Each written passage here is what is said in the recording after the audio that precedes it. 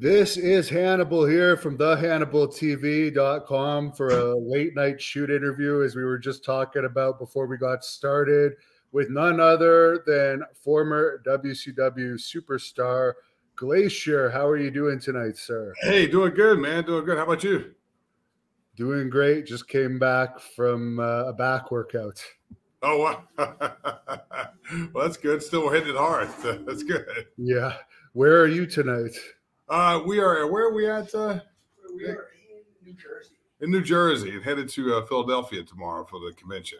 Okay. One of the least favorite cities of mine in the U.S. Yeah, I live in Orlando now, so it's actually not too cold up here, but compared to Orlando, it's cold. So, you have any memories of wrestling in Philadelphia? That's such a wrestling town. You know what? The funny thing is back when during the WCW days, everything it was every day was kind of a blur. You were just like you got the schedule for the 2 weeks or the 4 weeks or whatever, and it was just like hit every city. But I'm a big big film buff, so I'm a huge fan of the Rocky series. So anytime we came to Philadelphia, I always like to try to make the rounds to see all the famous spots where the Rocky movies were shot. So that's kind of my favorite memories of Philadelphia.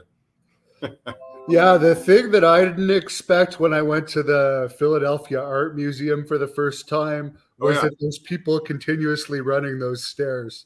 Yeah, it's pretty cool that it's endured this long. It's pretty cool. Which one was your favorite? Was it 3 with Hogan, or which one? You know what? I have to say, all in all, I would say, probably 3. And the cool thing the story I have about Rocky 3 is that a lot of people that maybe have followed my career know I have a twin brother. And at the time when we were in high school, my twin brother worked at the local movie theater, and that's the theater where Rocky 3 was coming to. And then back then, everything was on the reels, and so whoever was gonna and movies always premiered on Fridays, back where I was where I grew up in South Georgia. And so my brother he was the guy that would work Thursday nights and stay over with the guy, the film editor. They put the reels together and they test run it for the next day. So me and my buddies, we went to the theater Thursday night, and we got to watch the kind of first trial run of it after hours. And I remember going to school the next day and just throwing huge spoilers to everybody about how cool Rocky 3 was, and that Hulk Hogan was in it. So yeah, it was it's pretty cool to see it a day before everybody else got to see it way back then, when that was something that was a big deal, which is really not anymore. but yeah, it was kind of cool back then.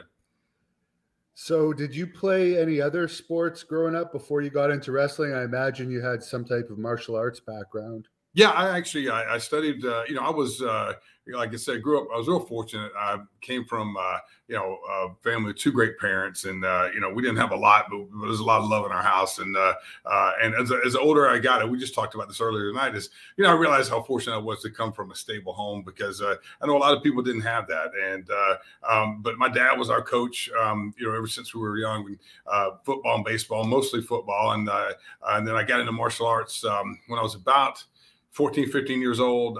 And for the reason most people did, my brother and I saw a Bruce Lee movie and wanted to learn how to do that. So in my hometown, there still is a big major, it's called the FLETC, which is Federal Law Enforcement Training Center, which was a former military base there in Brunswick, where people from all over the world came to train for law enforcement. And so my dad started looking for people that were teaching classes, and there were two guys that had a small school by the name of Frank Graves and Bob Natsky, and they became my brother and I both started studying martial arts. And eventually my brother, he kind of dropped off, but they got more into boxing. But and then I started football when I was at an early age.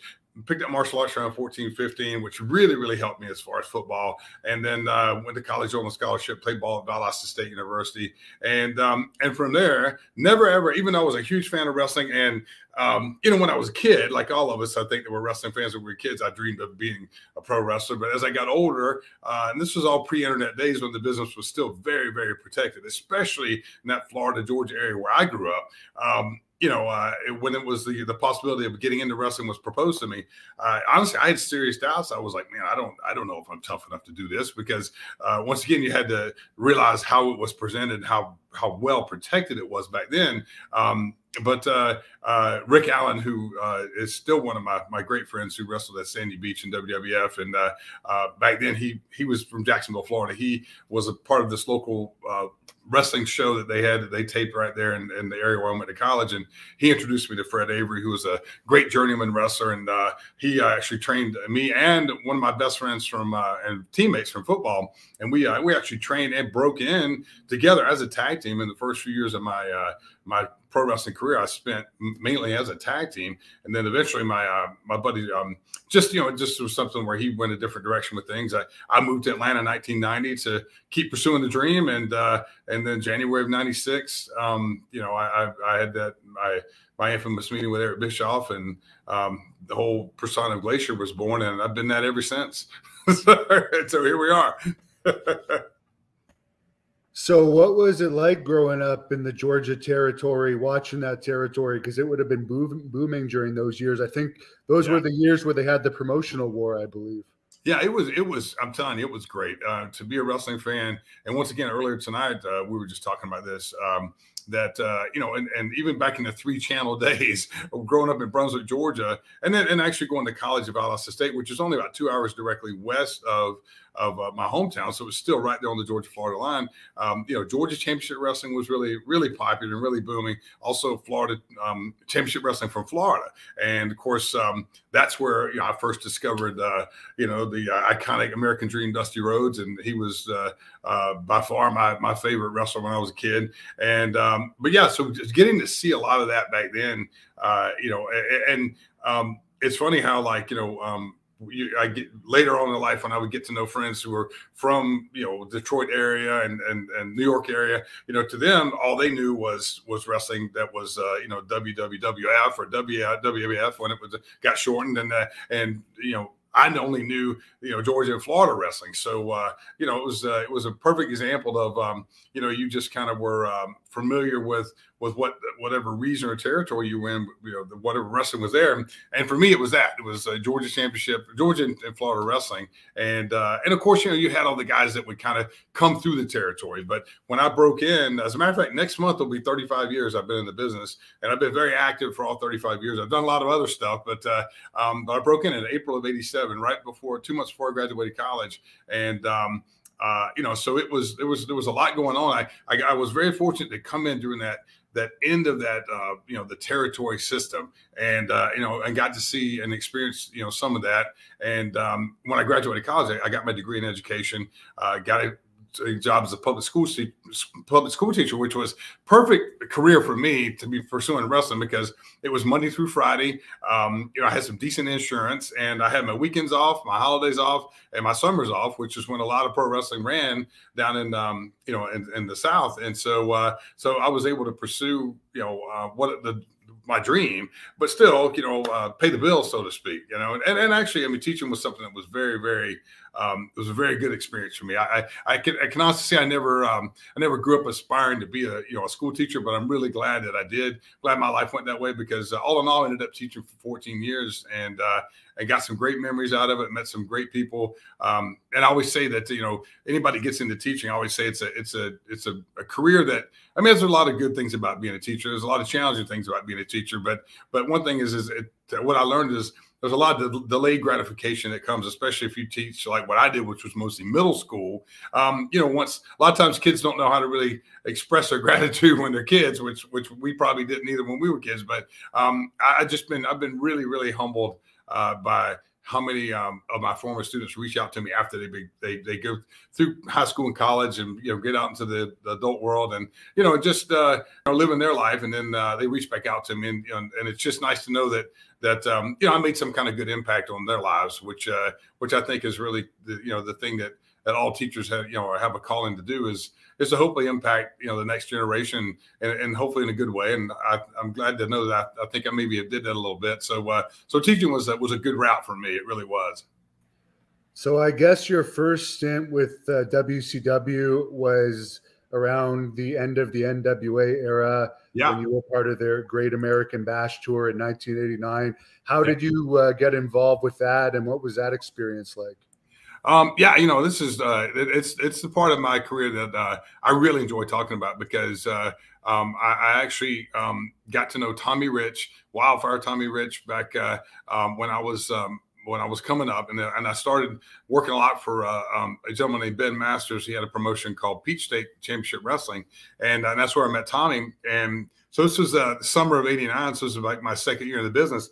And all of a sudden, I was going to be off for the summer from teaching, and I had about 3 months off. And he was like, "Hey, look, do you want to come back? You want to maybe start working some matches?" As basically, I'm not even sure if it wasn't like they used the term. He didn't use the term like, come, do the job on some matches or just be enhancement talent. He just said, "You want to come work? I think I can get you on board, working some matches." And I, of course I said yes, and I didn't know what I was getting myself into. But my first match ever was in the Albany Civic Center, Albany, Georgia, against Hacksaw Butch Reed. And it was really, even I'd worked with a lot of really good people up to that point. It was really my first education as to, being in the ring with someone who was a real pro, a guy that was really big and powerful and strong, and could have ran through me, easily if he wanted to. But he really, he really went out there, and we had a good match, and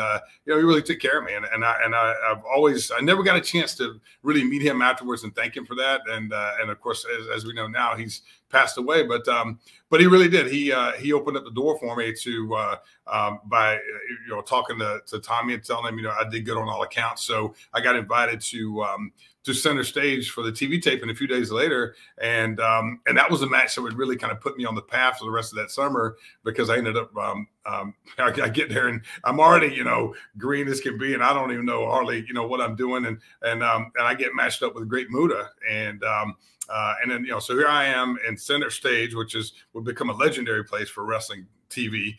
Gary Hart is managing Muta. Muta's he's just started this meteoric rise to popularity in the States. And then I have the legendary referee, Tommy Young, refereeing our match. I got Michael P.S. Hayes and Jim Ross, JR, doing the commentary. I mean, you couldn't, for a kid who was, where in the spot I was in, I don't think you could have had much more pressure. But once again, I went out there and I did well on all accounts. And from that point, they started using me. They ended up using me all summer. And back then, it was when they had the Great American Bash tour, the summer tour. So yeah, I mean, it was a great experience for me, pre-Glacier days, if you want to call it that. And but I got a chance to work with a lot of big names.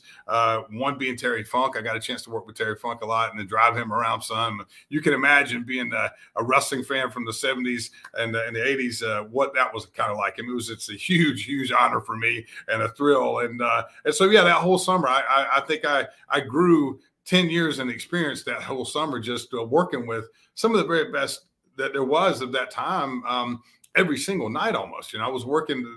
I just started working more and more, and back then they worked pretty much every night. So yeah, it was a great experience for me, and it really did help prepare me for the pressure that would come later as Glacier.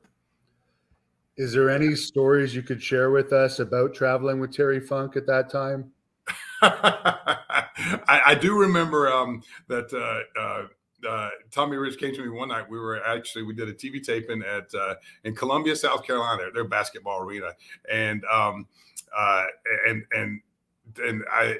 think I was traveling with Tommy, but we were somehow staying at the same hotel where Terry was staying, and so and I think maybe we were finished early, and Tommy had to stay and do an extra match or something. So he was like, "Hey, I want you to drive Terry back to the hotel," and of course, I was thrilled to death to do that. And so yeah, we leave the arena, and some of the fans, had kind of because it was like a long TV taping, so some fans tend to leave and not hang around to the end. And but I remember that he wanted to stop at a convenience store, I think just to get some beer or something, or just to go back to the hotel. And there was a mom that was there with like 2 or 3 kids, and they when Terry came out of the convenience store, they had a big old sign that was really I think it said something like, I mean, it sounds so simple now, but it was something like said Terry Funk is a skunk, and I just remember him getting in this kind of war of words with this lady with her kids right there in the parking lot. And there was a police officer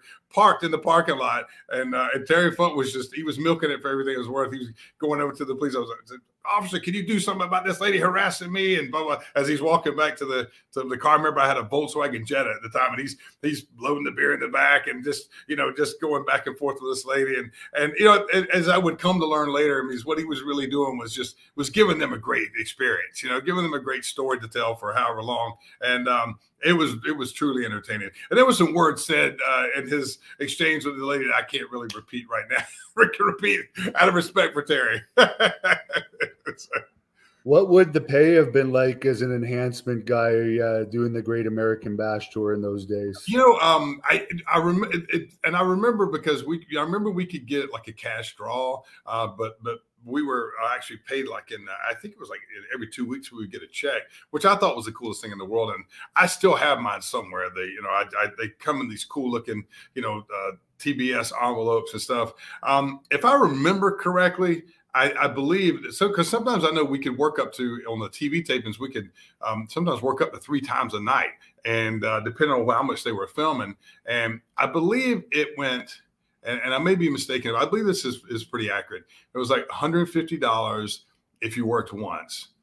If you worked again, it was an extra 100. And if you worked a third time, it was an extra 75, I believe. So, it could be a nice night if you work 3 times, So, and unless it's later at the Steiner brothers. Yeah, exactly. Unless you had that kind of, you look at the car of the board and you go, oh my God, this is going to be a hard $250 to earn here.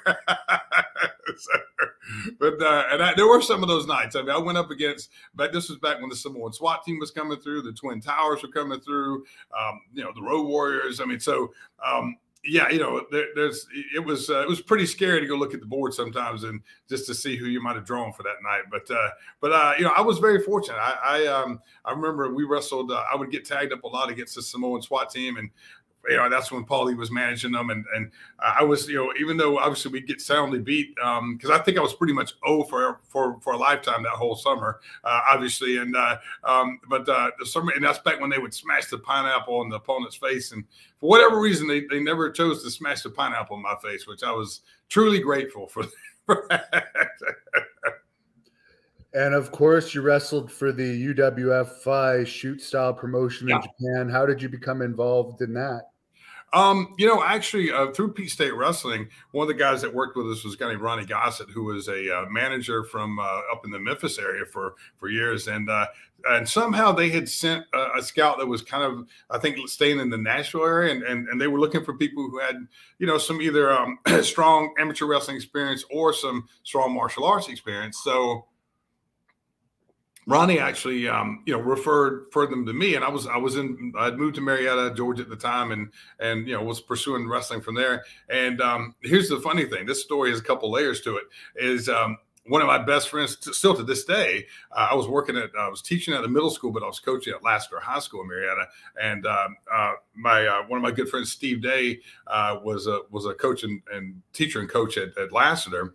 And if his name sounds familiar, Steve was the one who coached Cody Rhodes to both of his state titles his junior senior year. And but Steve was a world-class amateur wrestler. Wrestled in the World Games. Won like a bronze, a silver, and a gold at the World Games. One step away from making the Olympic team in 1980, of course, which eventually boycotted. But I think he lost to Brad Reagans in the semifinals or something like that. But just world-class wrestler. And I didn't know that at the time. I mean, he would kind of, because he's not the kind of guy to brag about his credentials. But so when they came to recruit me, I asked Steve to sit in on the meeting, and we watched a video of kind of what the matches were like and everything. And as they started talking to us, they realized Steve's credentials way outweighed mine as far as, I had the martial arts because I fought, I was a kickboxer in college. I fought with the World Karate Association when kickboxing was just getting started. And of course, as on the amateur level, because obviously I was still in college and I was on scholarship, but once they found out Steve's credentials, they actually wanted Steve to go before they wanted me to go, and which I was totally fine with. I was like, yeah, you go and you see what it's like and come back and report to me and let me know if it's anything worth doing. And I think Steve went twice before I went.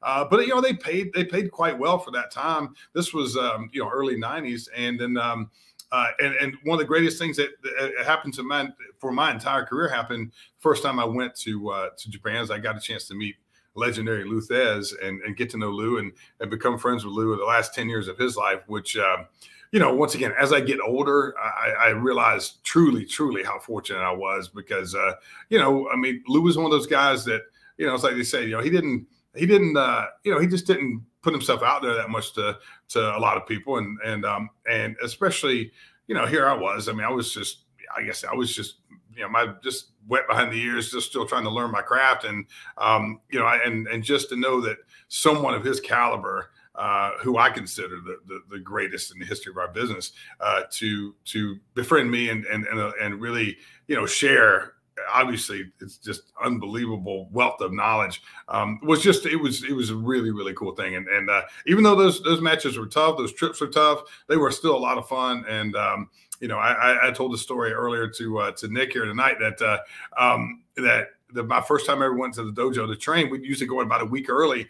And, it was one of those things where it was like a camp where you come in and you show what you have and the Japanese wrestlers show what they have. And, it's just a good time to train and just swap techniques, it was a good sportsmanship, but good hard work. Everybody worked and trained really hard. And first day I walked in the dojo, I'd never forget this. I walked in and standing there by the ring, ready to work out was Danny Hodge, Billy Robinson, and Lou Thez. And I swear to you, I remember saying to myself under my breath, looking at him and just because I knew who they all were. And I remember saying like, oh man, this is really going to hurt, but I'm going to have a great story to tell for the rest of my life.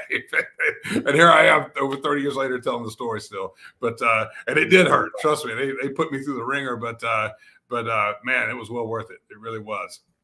And for anyone that doesn't know, those are probably 3 of the top grapplers ever to wrestle. Oh, wow. Yeah. And I can proudly say that I got stretched by all 3 of them. There's a bunch of fans on here that want to know your thoughts on Scott Hall's passing. Obviously, it's a tragedy. I actually first met Scott back when I was during that 1989 summer of '89, and just in passing, and I'd kind of forgotten about this until I started really sitting down and reminiscing earlier last week with some friends, and it just kind of came back to me, and I remember that I was, like I said, there was one time I remember when I was sitting in the locker room and I can't remember for sure if it was when I was working with it, but it was around that time that I was working on a show with him. And I just remember he was really, really nice to me. It ended up being a point where I was sitting in the locker room. There was really no one else but him. He was kind of sitting across from me. He was just asking me, hey, how's things going? Blah, blah, blah. And that was my first introduction. I just remember him being really, really cool to me. A kid who no name, and I was just trying to stay out of everybody's way, and I just remember it being a really good conversation. And then of course years later when we worked together in WCW, we always had a great relationship. We never really were close friends. But we always he was always cordial, and I live in down in Orlando, and for many years I lived in it was called Avalon Park, and he lived really, really close to where I live, it was called Chiliota, which is just right around the way from where I lived. And then I moved back to Atlanta in 2013 when Dallas moved back to help Jake. I actually moved back because my mom lived in Atlanta at the time, and I was helping him at the accountability crib with everything with Jake. And then of course Scott ended up coming up too. So I was there. I was in the process of going back to Orlando about the time Scott came up. But yeah, so we always we were, I would say, good as, associates, but I was never really close friends with Scott. But just, he was always good to me. And every time I was around him, he was always, I always felt that Scott had somebody who had a good heart, and obviously, there were some challenges there that that he had to deal with. But yeah, it's just a tragic ending, as far as just that, I'd heard some details about, that he had fallen and due to his hip injury, and that he might have, been where he wasn't, no one knew that he was in trouble for a couple of days. And, that's just, no one should have to go through that. So I really hate that was, that happened, right there, that kind of was, kind of what's, I guess, that sealed his fate as far as his health there at the end. But yeah, I mean, and I got to know his son briefly when his son was breaking into wrestling. Not real well, but just a little bit, because he actually worked at one of the restaurants there in the Ale House in Orlando, where me and, of course, my friends would go, because it was close to where we lived. And I don't know if he's pursuing anything with wrestling anymore. You may know that, but his son was always very well mannered, very disciplined, always hardworking young man. And yeah, I feel for his family, I really do.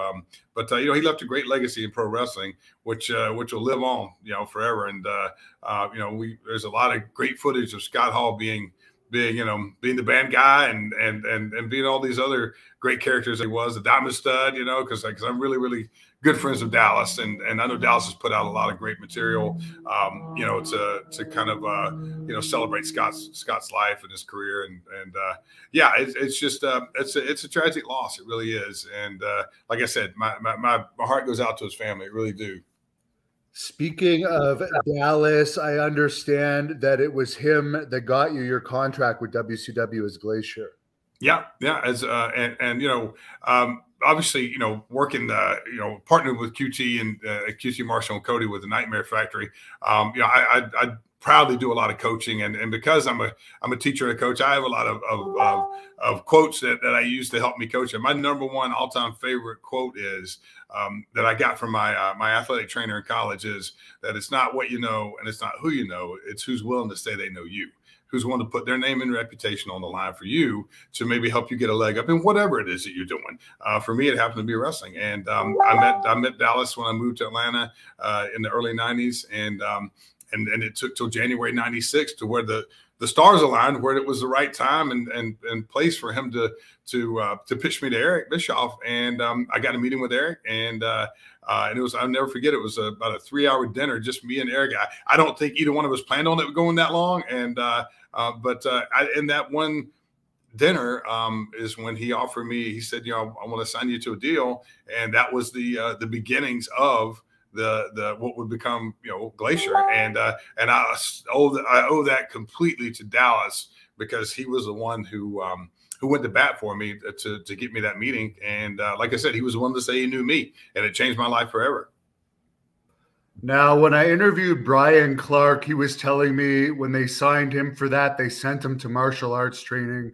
Yeah, something like 6 months. He didn't have to wrestle or anything. Yeah, so he really liked it. Did you have anything like that? Oh yeah, we all went together. Yeah, it was and Ernest would come every now and then, but Ernest Miller was already a world-class martial artist at that point. He was 3-time world champion. But Chris Canyon and Brian and I, and like I said, I had studied martial arts ever since I was a kid.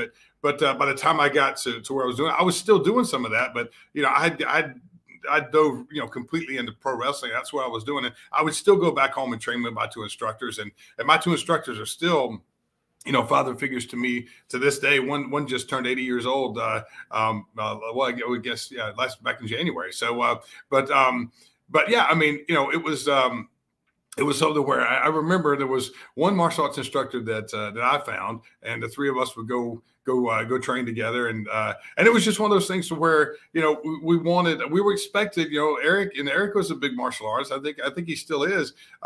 He just wanted everything to look authentic. He didn't want it to look hokey, which as with wrestling in the past, a lot of what was presented as far as martial arts it did typically look kind of hokey a lot of times, and he wanted it. I remember him saying that this was the first time he wanted, because the cruiserweight division was just starting to really get some traction at that time. And I remember him saying specifically, I want you guys to be the first heavyweights that move like cruiserweights in the ring. And as if it wasn't going to be hard enough, then we had that thrown at us. So, but we took it very seriously, and yeah, we did. We trained a lot, and like I said, there was a lot that we learned because that really was breaking new ground, so to speak. It was more, finding the people, and then creating the suits to fit the people. Now it's pretty common. That's kind of like if you look at WWE. That's kind of how they do things. Is they find the athletes, and then they kind of find the suit to fit them. And through NXT or whatever. And so we were really breaking. I don't think we really truly realized it, but we were really breaking a lot of new ground back then. And there was a booking committee. There was no creative team. We got and once again, I don't think this was certainly intentional, because we were figuring it out as we went.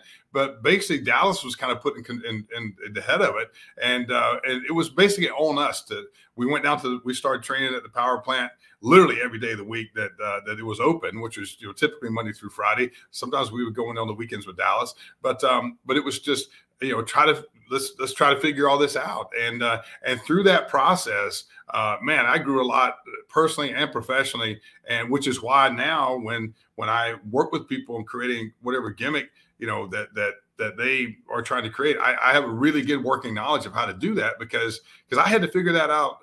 Really a lot of that we figured out on our own, because we didn't. And like I said, it wasn't that we were not getting help. It's just they were busy. The booking committee was busy booking all the other stuff. They were like, hey, go down to the power plant and get with Jody Hamilton and the other coaches, and you guys figure it out and let us know what you come up with. It's really kind of how it happened. And I think we did a really good job. I mean, like I said, it was when I look back now, it was breaking totally new ground. It just had never been done before. And there wasn't a lot of martial arts in wrestling at that time. Now it's very common. I mean, you see kicks in almost every match now, but not back then. And we had to really figure out a way to introduce that stuff and still make it look, like I said, look good and look believable, but not look hokey. Because that was, even though we were these outrageous characters, Eric was really big on, he wanted it to be played very straight, so to speak, so that it was taken somewhat seriously. And once the matches started, once you got past the mask and the costumes and the armor and all that, he still wanted the matches to be a certain level of quality martial arts, and so that's what we were tasked with presenting, and I think we did a pretty good job. I really do. And of course, speaking of the entrance and the outfits, that's probably the most memorable thing, as well as the 6-month build-up to the debut. What were your thoughts on this grand, elaborate entrance? I think it may have been the most expensive entrance WCW ever had. Yeah.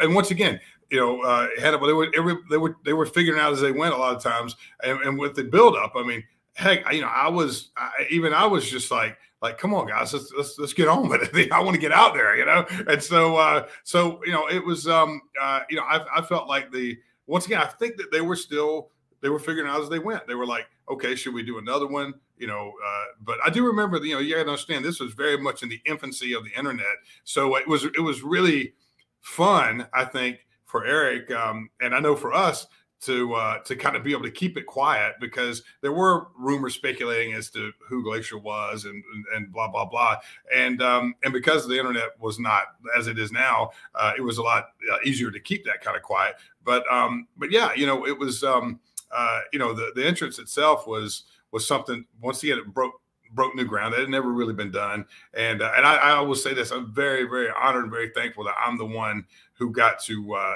be the one to experience that. And I always say that, and I know there's, like anything, everybody in wrestling, you have your fans and you have your critics. And I always like to say, whether you were a fan of Glacier or not, it was pretty hard to miss me in that 95 to 01 era, or 96 to 01. But no, the entrance itself was, it was something that, I've talked to, a lot of veterans who I really respect. And it's one of those things where this is probably not the right phrase, but it was a great thing. And then it was a challenging thing. I wanted to say a blessing and a curse, but I don't really like to use that phrase, because that's really not true. But it was a great thing to be the one who had that entrance. But the real challenge was to live up to that entrance after it stopped. I mean, you know, I remember one veteran wrestler telling me one time, like, man, you got to go out there and walk on water after that entrance, you know? And to some extent, that was what was kind of expected, because that didn't, even though you look now, like I was just watching a little bit of SmackDown that was on earlier tonight. And, you know, they have these 3D graphics now. If you're watching from home, they have these graphics floating across the screen and all this stuff that, you know, I mean, it's just the evolution of where the business is now, where it's come from. But, you know, like I said, 25 years ago, nothing like that had ever really been done. And so a lot of it we were figuring out as we went. But yeah, I became, through that process, great friends with Keith Mitchell, who was our producer at WCW and who went on to produce everything for Impact Wrestling. And of course, he just retired. He was producing all of AEW, executive producer for AEW up until, I don't think, maybe a month or so ago. He just retired. But you know, just getting to know Keith and getting to know all the production people behind the scenes and really how truly valuable those people are. You know, that's what I think a lot of wrestlers even don't understand. It's one of the things that I really hammered our trainees is, if you have the opportunity to go and work at a show at that level, like an AEW, you make a point to not only get to know everyone, all the coaches and agents and who that, but you make a point to introduce yourself to all those production people, all those crew that really are the unsung heroes of what we do to make us look good out there. Is you know, if those guys don't do their job right, you know, then we don't present well to the audience or to the world, and that's a very important part of our business. And Keith, I really got to work behind the scenes with Keith after when Dusty went to Impact Wrestling like 04 through 06, and he brought me down as an agent, and that's where I really got to meet Keith and work with him behind the scenes. But yeah, and Keith was the one who really informed me about how expensive and how elaborate it was to really pull that entrance off week after week, with the snow and the lasers having to travel everywhere that Nitro was going, and Thunder. And it was a major thing to pull that off. And I'm truly grateful that I was the one that got the chance to wear the uniform, so to speak. The fans really want to know why you stopped wearing makeup. Apparently, that's a big bothering. You know what? That's a great question, and I'll tell you exactly why. Because it was a pain in the rear to put on, and it just wore off pretty quick in the match. And so it was one of those things. I've heard Jericho talk about this, where like he talked about in the WCW days, at times sometimes you could just go out there and do something, and you wouldn't even have to ask permission. That was one of those things where I literally just one day just stopped painting it, and no one said anything to me. So I just stopped doing it, and because I had to take this little stencil and paint it on, and it was one of those things where, you know, like I said, you figure out what works, you keep that, and the stuff that doesn't work, you trim the fat and you get rid of it. And like the helmet thing, we did the whole angle with the helmet for a while, and after a while it just we didn't need it, so we scrapped it. But yeah, that whole, you know, that was just, and we were going through an era where I felt like the face paint thing was kind of over, at least in my opinion. I mean, you had Ultimate Warrior that had done it. You had the Road Warriors who had done it. I certainly wasn't going to do it as good as they did. And it was just, I felt like it was kind of a minor part of the whole, the whole, puzzle itself. And so I just kind of slowly just stopped doing it, and no one ever really seemed to correct it. So it just slowly evolved to where it wasn't there anymore. I see. And you did end up in WCW, right? Up until the end. Yes, pretty much. Yeah, right to the end. Was your initial contract a long contract, or did you just keep getting it extended? Oh, well, you know what? I will tell you this. It is one of the things that I love to talk about with younger wrestlers, about being proactive with if you get to that point, we always hear the old term, creative has nothing for you. Well, I was bound and determined I was never going to get cut loose because creative didn't have anything for me. And actually, the character I did for a little while, the persona of Coach Buzz Stern, which was kind of right in the middle of my run, I had additionally signed a 3-year contract. And actually, the Coach Buzz Stern persona, Dallas had actually pitched that to Bischoff before the Glacier thing ever happened. And he was like kind of lukewarm on it. He was like, it's okay, but I don't think that's really it wasn't good enough to where he was serious about bringing me in and letting me take a run at that. So what happened was I saw the writing on the wall was as the booking committee was changing and my contract was coming up. I had a strong feeling that it might not get renewed. So what I did was I was proactive. I was making pretty darn good money back then. So I hired a good friend of mine, a director from Miami. I brought him to Atlanta and still probably my best friend in and out of wrestling, Luther Biggs, who is a proud WCW Power Plant alumnus. We shot about eventually we shot about 10 of them, but eventually there ended up being about 7 or 8 vignettes that my director friend took back. We shot them in Atlanta. We wrote them. We shot them. He took them back down to Miami. He edited them. He sent me the tape, and it was they were 7 or 8 broadcast ready vignettes. They were all anywhere from about 45 to 60 seconds long. And so when I got the call or the notice that my contract wasn't going to get renewed, I called Janie Engel, which was Eric's secretary, and I said, "Can I get a meeting with Eric?" Because I knew Eric had a TV and a VCR in his office. And this just tells you it was sign of the 90s. It was VCR, still. But so I got a meeting with Eric. I went in. I walked in his office. I remember him saying, "Hey, Ray, look, I know what you're here for, and the Glacier thing. We had a good run with it. We gave it a good shot.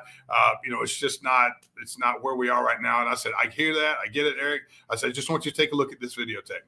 And he was like, "What?" He's just kind of like, "What?" And I said, "Just take a look at it." He put it in. He watched it. And he stood right there. We never sat down. He just stood there and watched it. And here it was. I mean, I'd spent a few $1,000s of my own money, but I've been proactive. I gave them something to do with me. And he literally ejected the tape after watching it, handed it back to me, and he said, "Okay, you're rehired." And I remember him saying, "But I can't pay you Glacier money." And I was like, "I'm good with that. I just want to be on the team, man." And I remember when my first check came in the mail after I re-signed. It was I don't think I ever even re-signed a second contract. I just the paychecks just kept coming, and they were only slightly less than what I was making as Glacier. So I was I didn't say anything. I just and that was with a lot of us back then, I think, but no, it was I kept myself employed because I was proactive. I didn't sit on the sidelines waiting for them to come up with something. And then eventually, as time changed and the booking committee changed again, someone who was really influential in my entire career, someone who really gave me a lot of great advice was Terry Taylor. And Terry Taylor was the one that convinced me that us to bring back Glacier and do it more as where I was more of a kind of an arrogant I was believing my own hype type thing, and they put me and we did some great stuff, me and Norman Smiley together, and that's probably some of my favorite stuff I did during the whole WCW run. And of course, you worked with Canyon a lot, who was Mortis back then. He had the big Dark Side of the Ring documentary come out last year, I guess. Any thoughts on him? And did you see the documentary? I did, and Jim Mitchell, who of course was on that feature on that lot, was James Vandenberg during our whole Blood Runs Cold thing. He was managing Wrath and Mortis, and and he told me that they were going to contact me. I'm glad they didn't, because with all due respect, I know they have a show to do, and I did watch the episode, and I have. I think they did a pretty good job of telling the story. There's, personally, I would have liked to see them concentrate more on just overall the person as a whole. It seems like they concentrate so much on the struggles, and I get that's kind of what the show's about. But I never talked to him, and I'm glad they never contacted me, because I would not have talked to him. I just it's just because I've learned, that anytime they can go in and, and edit stuff up, that sometimes they'll misconstrue what you say. Kenny and I became great friends. I miss him dearly. To this day, I miss him every day. And probably had some of my most enjoyable and maybe some of my best matches of my entire career against him and with him. And we used to always say before we go out and wrestle, a lot of times we'd say, good friends, better enemies, and I always equate it to being two good friends on two opposing football teams. And you get out there and you knock the snot out of each other, but from whistle to whistle, but you shake hands at the end of the night. And we did that a lot. I mean, we went out there and we really went at each other in some matches, and we kicked and chopped and we brought it with each other because we knew we had to at that time. I mean, we were fighting for our spot every week of the year with arguably one of the greatest rosters of all time. And so we felt like we kind of had to do that to kind of keep our spot, and at that level, everybody's great and everybody's a great competitor. And so if in order to stay on that level, you had to be that too. And so we really enjoyed kind of going at it with each other. And but we always enjoyed going out and having a beer afterwards, and kind of licking the wounds a little bit sometimes too after the matches. You were around when the Ultimate Warrior came back briefly. Do you have any stories about him from that time? You know what? I'd love to say that I do, but no, he really, he was, he just kind of kept himself a lot when he came back. And, during that period, it was one of those times when, I look back now and I wish I would have maybe made an initiative taken some initiative to try to get to know him better. But it's one of those things that back during that time, a lot of times the way I looked at it in retrospect is, it was every night we would just go in and it was like, our goal was to get through that night and do the best you could and then move on. And then, and it was just, during that period, everybody was coming in for a period of time, and you just never knew how long someone was going to stay, and then they'd be gone. And he was just, and we all tried to, as a lot of the younger generation of that time, I certainly was always respectful to him when I saw him, and yeah, he was as most people would think. I mean, you've seen the documentaries and stuff about him. He was. He could go into some deep stuff if you tried to have a conversation with him. But I always tried to keep it just short and sweet and cordial and just respectful. And he was always like that in passing to me too. So I wish I could say I had some more entertaining stories about him, but unfortunately, I really don't. One guy that's a legend you did work with was Lex Luger. How was his interactions with you? You know what? I know that Lex kind of had a reputation for being kind of hard on some of the younger wrestlers that came through, and I don't necessarily being hard, but maybe not as warm as they might have expected or wanted. But I always had a great relationship with Lex. Being when I moved to Atlanta in 1990, one of the first things I did was join Main Event Fitness, which Stinger and Lex owned. And so I got to kind of slowly know him through there. And one of the things that a lot of people don't know is I actually got to know, I can't remember if I met Stinger through this, but I did meet Lex originally as my mentor, Chip Smith, who's, once again, I met about the time I started doing martial arts. Chip is one of the top sports performance trainers in the world, and he has a world-class facility in Atlanta, about 40,000 square feet, and that's where the Nightmare Factory is located, within his facility. And Chip owned one of the first Gold's gyms in Atlanta back in the day, and he actually sold the Gold's Gym to Lex and Sting. And eventually, they had their names already in wrestling, so they, instead of paying all that money in the franchise fees, they eventually just renamed it Main Event Fitness. And but they purchased it from Chip. So we all kind of go way back through that. But no, I always had a great relationship with Lex. And once again, I never really hung out with Lex that much, but every time I'd see him in the gym and stuff, we were always cordial. And into this day, I've actually gotten to know Lex probably a lot better after WCW, and of course his struggles that he's had since then. But yeah, he was always good to me. And we had only had one match with Lex in WCW. I'll never forget. It was in Tallahassee, Florida, Leon County Civic Center. I believe it was Thunder, and we had a pretty darn good match. And I will tell you this. That rack is a for real thing. I mean, he snatched me up and put me in that rack, and I'm telling you, I mean, the rack is for real. People can say what they want, but and Lex at his prime, like back then, when he looked great, but I'm telling you what, man, he was a strong, powerful guy, and when he picked you up, and yeah, I mean, the rack was no joke. I'm glad I only had to go through it one time. Mike wants to know your thoughts on Miss Elizabeth passing away. Of course, she was dating Lex Luger at the time, and I believe it was some type of overdose. Yeah, as a lot of people have said, man, she was awesome. She really was. She was one of the few people that I got to meet, and there was a lot of great people in wrestling. I mean, everybody wants to talk about the maybe the dark side of people and the negative about people, but I mean, there's a lot of great people I've met in the wrestling business, and she was one of the truly, genuinely just even nicer than I thought she would be. And she was always very, very cordial. She was always very respectful, because she trained at Main Event too. And there was a lot of, wrestling fans that would come in and out there. And she always seemed to be very, very kind, very respectful, very patient with wrestling fans. And, and she was an incredibly nice lady. She really was. And I hate that she's not here anymore, but yeah, she was, I remember, as so many, when I first, came to WCW, and when she came in, she was somewhat intimidating, because she was a very beautiful lady. And she just carried herself with a lot of grace.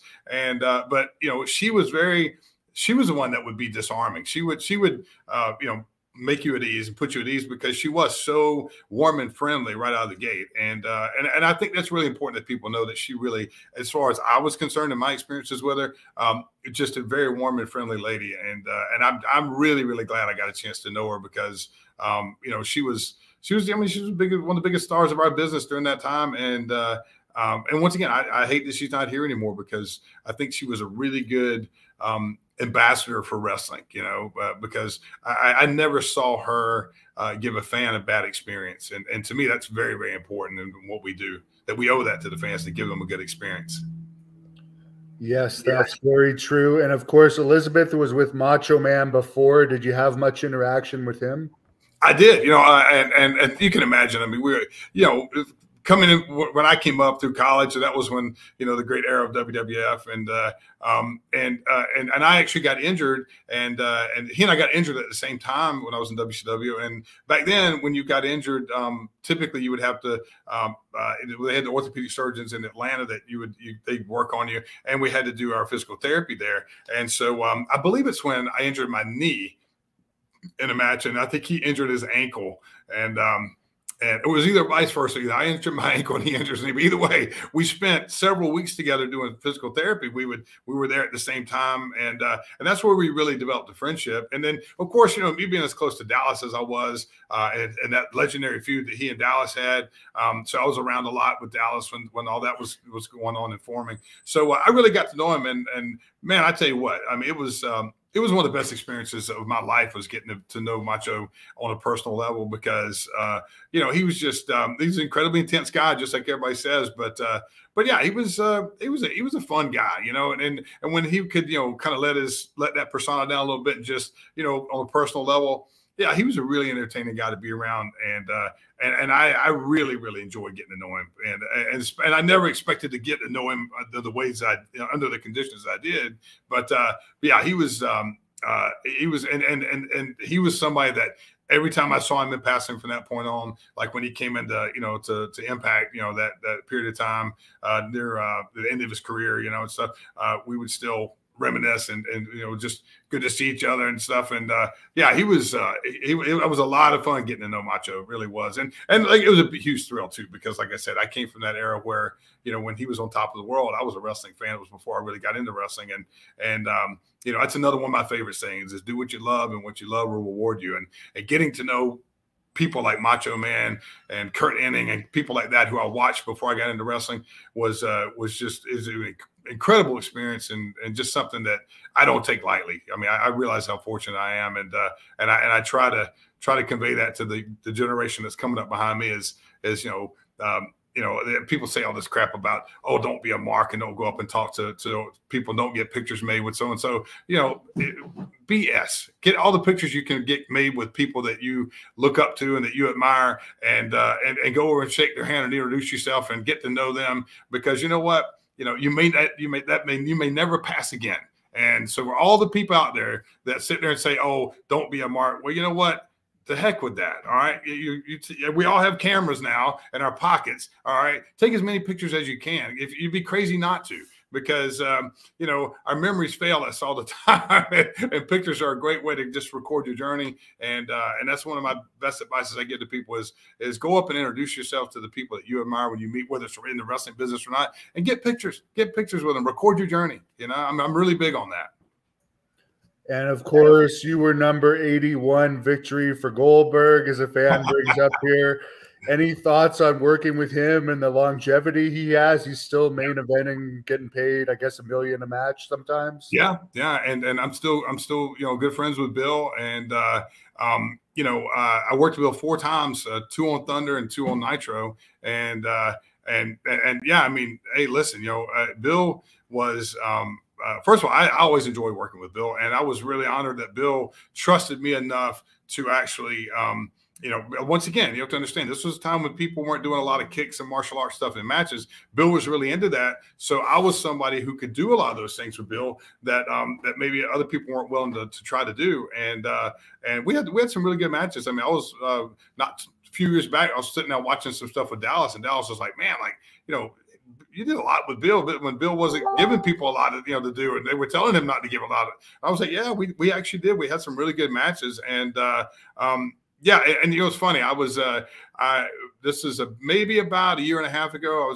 I called Bill about something, and I actually called Ernest Miller to ask, because Ernest talks to him a lot more than I do. And I said, hey, Ernest, Cat, can you send me Bill's number? I got one in my phone, but I just want to make sure it's his current number. And it still was the same number. And I called Bill up, and I was talking to him, and I just said, man, I said, I think that's, I said, just know that I got your number, and, I'm not, your number's safe with me. And he said, I said, I was surprised that you still have this number. And he said, Rab, had that same number for almost 20 years now. He said, the reason why is that I wholeheartedly, the people I give it to, I trust won't give it to anybody. And so I felt pretty honored that I'm in the inner circle of, I got his number and I don't give it to anybody else. And, and that says a lot to me. He's somebody who hasn't changed his number in several years, when in this day and age, it gets out to one wrong person, and all of a sudden everybody has it. But no, yeah, I really enjoyed my matches with Bill. They were physical matches, but Bill's, I always say, Bill's a big, powerful guy. He was like wrestling Ming, who's a great friend of mine. Big, powerful guy, that's what our business, there was a lot of that in our business.